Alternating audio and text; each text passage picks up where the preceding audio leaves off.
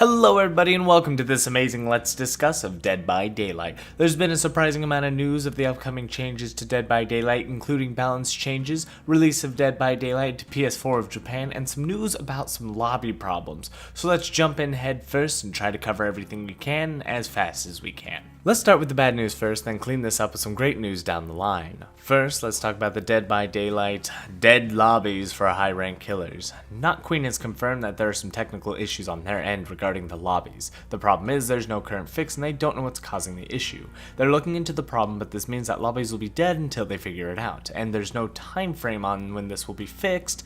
And this will definitely slow my Dead by Daylight gameplay down quite a bit this month unless you stay in the lower ranks to get games, which unfortunately I'm already at rank 2. With the technical issue being the problem with lobbies may also combine with fewer survivors being in the higher ranks. Typically, the game is using matchmaking that would allow rank 1s to connect to any rank after waiting in lobby for a specific time. It seems that the issue stems from this not occurring in a timely manner, and that leads to lobbies from reaching anywhere from 25 minutes to an hour of wait time. So killers, just do your best and be slightly mediocre. So it is with great sadness that we will all have to wait out the dry spell and just play other games when the queue times get this high. On to other news, there are several balance changes coming out that won't all make it into the June update, but they're all work in progresses that we can expect to see sometime this year as they continue to improve the game. Let's talk about Bloodlust. They're making changes to Bloodlust as to alter how it is used to catch survivors. Currently, it is felt that people are not utilizing it properly and it is not functioning as the developers wanted,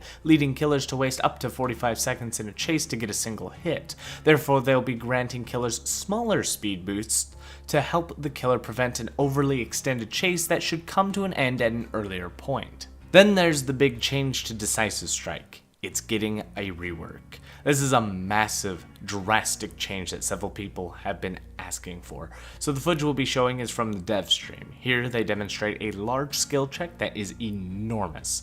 This is a stand-in for what will be an activation button. This means that Decisive Strike will be triggered by a button press when the survivor wishes to use it. In return, the survivor will then be afflicted with no heal from the No Mither perk.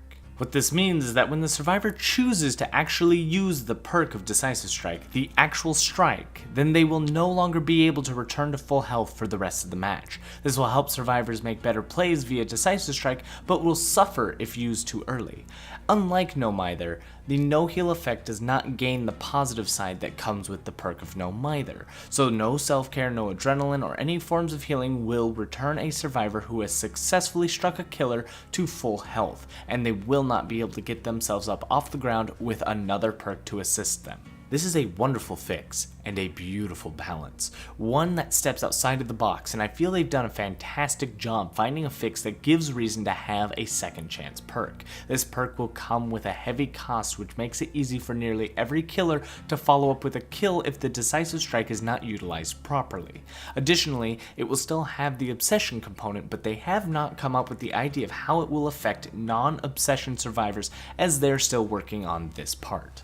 It was confirmed that the Decisive Strike rework would not be ready for the June update when the next killer comes out with the new chapter, but is definitely a work in progress. With so much being added and changed, it makes sense. These changes will arrive in the PTB to be tested for feedback to see how the community likes the change. It's safe to say that with the majority, if not all of these changes, will be tested in the PTB and will be altered based on our feedback. Next we have the hatch, which will now be able to be closed by the killer. When the killer finds the hatch, they may simply perform a quick action and the hatch closes.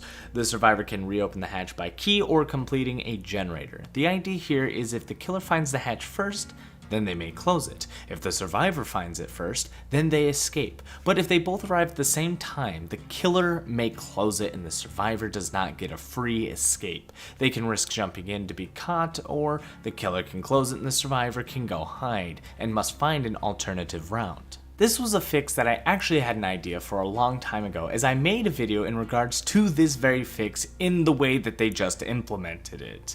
I love this idea, as the hatch standoff should never be in favor of the survivor. It's a last chance, but not the only choice. When survivors do a fantastic job, they should not be punished by having to defend a hatch and generators, but instead be rewarded for finding the hatch before the final survivor does and preventing the escape and given a reason to continue the hunt. The issue with their current state is that if the survivor gets into a chase after the hatch is closed, there's really no hope, as completing a generator just won't be a very probable occurrence. Therefore, if the survivor could open the hatch when closed by the killer through some alternative method of, let's say, a cleansing action, then it would be not that unfair to the survivor, as you can play the stealth game and choose whether you go for the hatch or the generators, instead of just being required to go for the generators unless you have a key. Although then again, Left Behind would have a purpose. Am I right? Now, we didn't have a very large discussion last week to cover the pallet changes that are coming up. We made a small talk about them in a video, but let's really dive into it now. Pallets will soon lose their vacuum function. What this means is when a survivor runs to a pallet, they will not drop that pallet until they pass through it completely to the other side, then they can drop it. Pallet vacuums are when the survivor drops the pallet and teleports to the other side of that pallet safely away from the killer. This vacuum has been the bane of all killers, as the vacuum moves the survivor into a safe location when most likely they should have taken a hit. Additionally, there are dead zones in the center of the pallet, so you cannot stand under it safely in order to make a quick drop. You must be on one side or the other to drop the pallet. In return, they're also working on removing the killer's vacuum pickup. This is to prevent the killer from picking up a survivor who is under a pallet into a safe location. What they essentially do is stand outside of the pallet, and the range of pickup is enough to just pull the survivor away from under the pallet and is otherwise now safe to carry the survivor away. Now that the large changes have been addressed, let's look at some of the smaller fixes that are in the works but not fully implemented or confirmed. These following ideas are just ideas that they've had and should not be considered as fact until we see it in full. As they've stated, they'd like to share these ideas with us and be sure that this is what we would like, and to get feedback accordingly to be sure they're moving in the right direction. First, let's address the chainsaws of Hillbilly and Leatherface, as they will no longer be prevented from interacting with their surroundings after successfully chainsawing. For example, breaking a generator pallet, vaulting through a window, or even checking a locker. Even after missing a swing, the killer is slowed for a bit and can't even interact with anything at all. And since Freddy and Wraith are capable of doing these things while using their power, they feel that Hillbilly and Leatherface should be able to also interact. Not attack, but just interact with certain things with a button. Then they made suggestion that Beast of Prey would also be activated via an activation button, and this is a fantastic idea. Though this is not confirmed as a fix that they're currently working on, they did say they like the idea and it's something they'd look into, but not something they're working on at the moment. But it's interesting to see that they are willing to buff a perk that desperately needs it, as it's another long forgotten relic that kinda works, but is just not consistent enough. Then they added a wonderful, wonderful quality of life to the game that I took great joy in when I got a glimpse of it. Dead Hard will now have an animation that plays when the survivor makes the dash. It isn't much, honestly, but to me it's a great deal watching Dwight make that dash, and it seems that it actually fits the perk itself and really brings that action to life. I appreciate the effort they went to get some animation for this, and I can't wait to be able to use it myself. And finally, I wanted to cover the killer footstep volume. When they fixed the noises for all the survivors so the killers could hear them, this in turn increased the volume of everything, including killers.